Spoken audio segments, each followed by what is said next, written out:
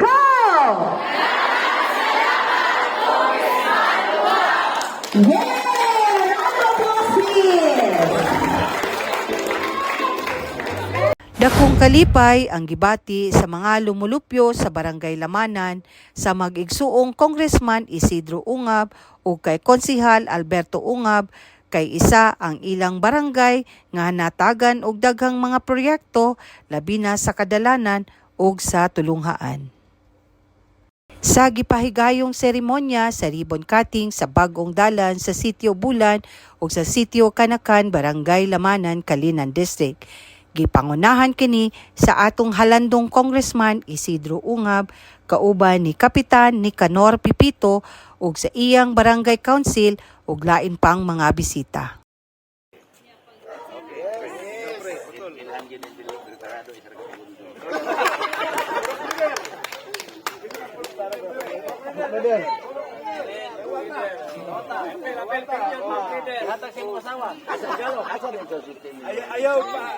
Ayaw pagi yung crack na bukat kayo. Okay. Para magdagan pa ni pulang. Ang maong mga proyekto gilangkuban kini sa road concreting sa Sitio Bulan kung asa 3 kilometros ang kalayo niini ug sa Sitio Kanakan going to Lamanan proper nga adunay 9 kilometros ang kalayon ug covered court gymnasium. Atong nakahinabi ang usa ka estudyante ug outgoing SSG President nga si Jolirel Pardillo Milieza. Sa high school, grade 7 ko year 2018-2019, wala pa ni siya nga gym. And nahinuman dyan ako nga magahulang pamig gym sa elementary. And then, perting lisura kay maghakot pag mga gamit dito sa elementary. And also, naman may kamay kwandra ka ng badminton court pero dili siya enough sa mga activity. So, pag sulod na ako diri kapag abot na mo grade 8 that time. Adunay giandam nga gamayng programa o naghatag mensahe si Congressman Isidro Ungab para sa mga magtutudlo, estudyante ug mga bisita sa maong tulunghaan. Maayong buntag, good morning everybody. Congratulations for the new covered court, new gymnasium para sa ato ang mga pupils, para sa ato ang mga teaching force, para sa tanan po ni Tagalamanan.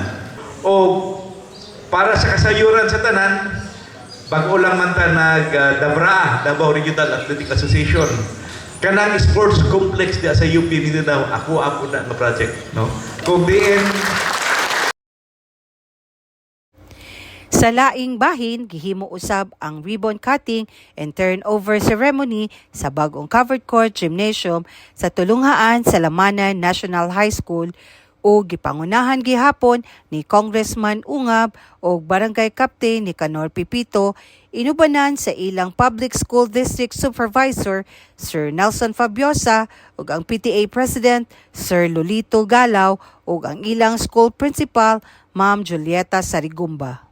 At this very moment, may I invite you all to witness the ribbon cutting ceremony.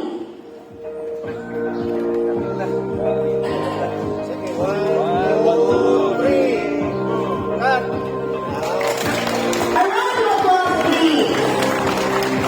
So the ribbon is officially cut, symbolizing the official turnover.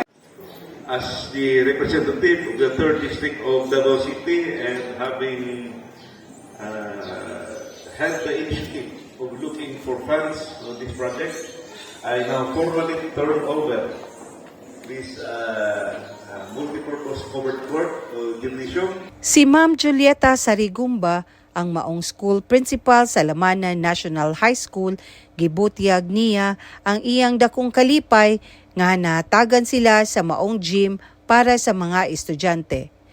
Kay maulan man o init, dili nagayod lisod para kanila nga maghimo og mga activities. Of course, pertig yung lipayan, no? Kay isa gud mi sa mga na nagrasyahan ni Congressman nga sa kwan. Isa gud mi sa mga dreams sa mga bata mga magkaroon ng gymnasium. Yes sir, dako kaayo. Kay maski unsa nga mga activities makandak manamo diri, mahimo manamo diri. Maulan, mainit, nagyapon, makakandak gyapon ang mga bata. Sa tabang sa Ginoo sir, akong paningkamutan nga walay damages nga mahitabo except sa mga force majeure di man gyud nato kuan. Pero kung maingon ta nga kanang tinuyuan sir, amo agad siguro nang kinahanglan tagaan gyud na namog mga ways and means nga dili gyud na siya mahitabo.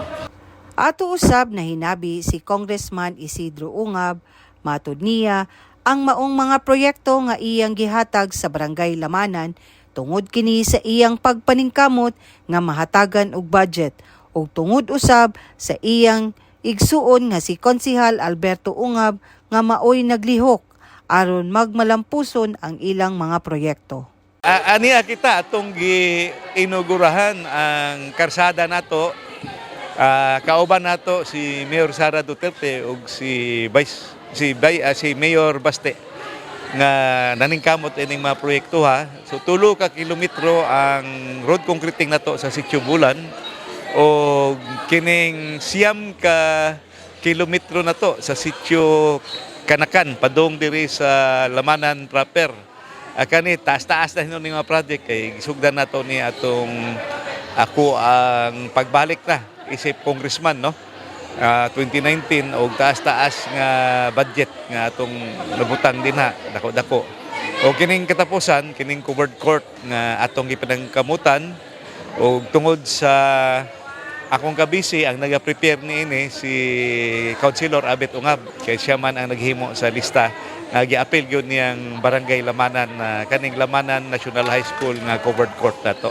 We do our best nga makadatag daghang proyekto dinhi sa ato sa ikatulong distrito. Gani makita man akong agi kasukad kaniadto daghan na gyud nadala nga infrastructure projects dinhi sa ikatulong distrito. So good sa mga karsada, water system, barangay hall, covered court, eskwelahan og nakalain-lain pang mga medical, social and health services sa ato ang mga lumulupyo diri sa ikatulong distrito.